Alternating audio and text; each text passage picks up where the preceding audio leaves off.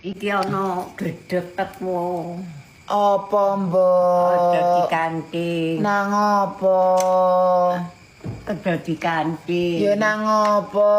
Wis bengi. Heeh. Wis bengi. Wis. Aja dikanting. Iki ana gledhek.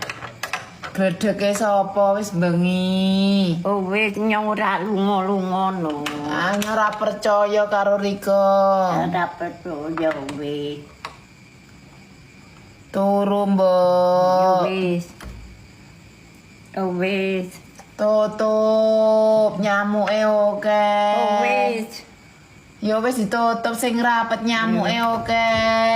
Oh wis, wis men grong. Ya aja grong-grong nyamuke Ya wis. mlebu kabeh. Oh wis, Ulo iki kene. mlebu. Oh wis iki kene wis. Ya ora kaya ngono dicangkrepke. Ra sing penting ra dikunci, Mbok. Oh wis.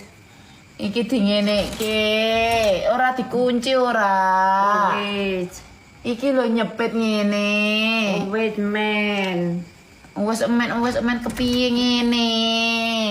Ngene. Nyongke nang kene.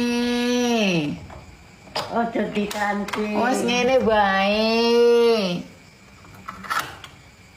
Oh wis. Wis ngene bae, nyo nang kene nek arana gledhek krungu. Tolonglah, Mbok. Piro kok kanting? Ora, men iki ketok renggong. Wis ngene jagong nyong iki nunggu.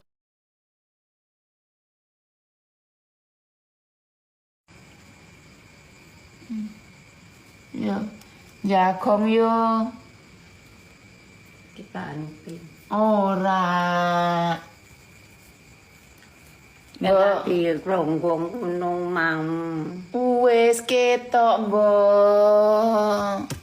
Wong kok ora kena tuturi ya. Iya.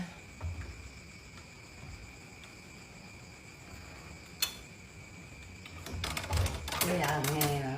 Wis ketok renggang, Mbok. Nyo nang kene tak tunggoni. Kowe kono aja, Mbok.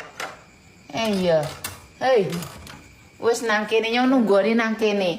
Nyo nunggoni nang kene. Wis nunggoni. Kan